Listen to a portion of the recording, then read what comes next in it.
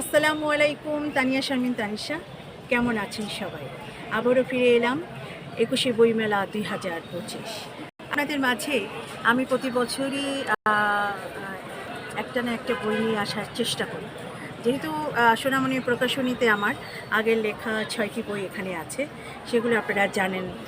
কষ্টের ছোঁয়া, লাইলির প্রেম, কোরআনের আলো, নীরবে কান্না, কষ্টের ছোঁয়া, আল্লাহর মেহেরবান, জান্নাতের খোলা জানালা, আল্লাহর মেহেরবান, আমি তোমাকে ভালোবাসি। আর এবছর 2025-এ আমি একটু ব্যতিক্রম ধর্মী বই নিয়ে আসলাম। আমি মনে করি সোনামণি প্রকাশনী একটি বাচ্চাদের স্টল। আমার সব ধরনের বই এখানে থাকলেও বাচ্চাদের জন্য তো আমি কিছুই লিখতে পারলাম না। বাচ্চারাই তো আমাদের দেশের ভবিষ্যৎ। তারা এক সময় তানিয়া শারমিন তানিশা আন্টির বইটি পড়ে বলবে যে, বড় হলেও বলবে যে আন্টি আমাদের জন্য একটি সুন্দর বই লিখেছিলেন, ভূতের বাড়ি।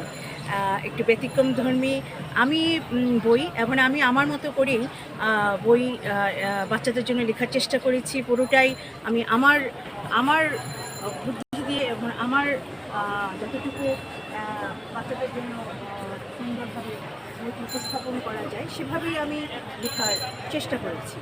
আপনি দেখেন ভূতের বাড়ি বইটি আমরা চেষ্টা করেছি সুন্দরভাবে বাচ্চাদের জন্য ভালো লাগে উপস্থাপন করার জন্য। এখানে আছে পুতুল বিয়ে, তারপর এখানে আছে দাদিমার ভূতের গল্প, পথশিশু, তারপরে আছে ভূতের বাড়ি, এরকম আরও আছে দাদু ভাই, তারপরে আছে বধূর সাজে শাকচুন্নি।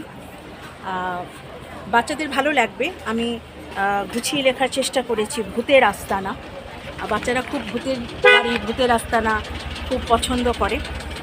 তারপরে আছে স্বপ্নের পরিদেশে। এরকম বিভিন্ন রকম গল্প নিয়ে ভূতের বাড়ি। আমি চাই বাচ্চারা আসবেন সোনামণি প্রকাশনীতে, বইটা সংগ্রহ করবেন। তানিয়া শারমিন তানিশা আন্টির তোমাদের জন্য, শিশুদের জন্য এবারে আমার বিশেষ উপহার। ধন্যবাদ। সোনামণি প্রকাশনী, স্টল 946, অবশ্যই আসবেন। Thank you so much. আসসালামু আলাইকুম।